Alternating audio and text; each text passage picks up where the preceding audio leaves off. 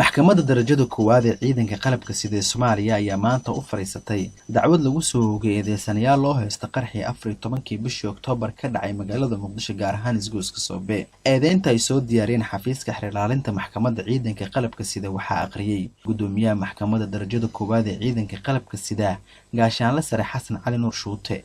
ujeedo eed ludka ah eedeysanayaasha kala ah kow Xasan Aadan Isaaq Cali 23 jir ah ina Xaawo Maxamed Cali ku dhashay Baay. labo Cabdullaahi Ibraahim Xasan Absuge oo maqana ah.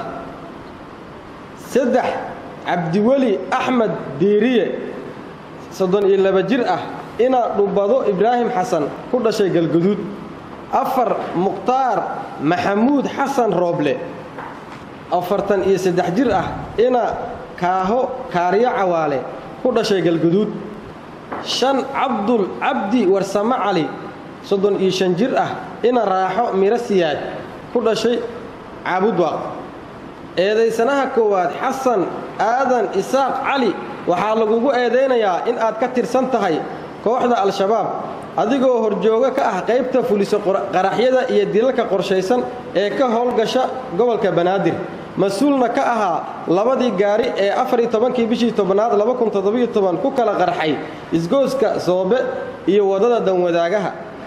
sidoo kale waxaa lagugu eedeynayaa Xasan in gaariga ku qarxay wadada Danwadaagaha aad adiga gacantaada ku waday qaraxyadaas oo ay ku dhinteen kuna dhaawacmeen dad shacab ah oo gaarayo tiro ahaan 776. sidoo kale gudoomiyaha maxkamadda darajada koowaad ee ciidanka qalabka sida gaashaanle sare Xasan Cali Nuur Shuute ayaa muddo u qabtay waqtiga xiga ee la iskugu imaanayo maxkamadda isla markaana dib loo dhageysanayo dacwadda. dhageysiga dacwadda la xiriirta afarta eedeysane maanta halkaas ayaan ku ekeenaynaa. maxkamaddu waxay amraysaa dhinacyada dacwadda in maalinta khamiista ah oo 4 bisha ku beegan tahay in ay la soo xaadiraan qeybaha ka dhiman cadeymahooda iyo wixii ay hayaan. kiiskana intaas uu ku xiran yahay maxkamadduna way noo xiran tahay. Maxamed Cabdi Naasir ayaan leh telefishinka Universal magaalada Muqdisho.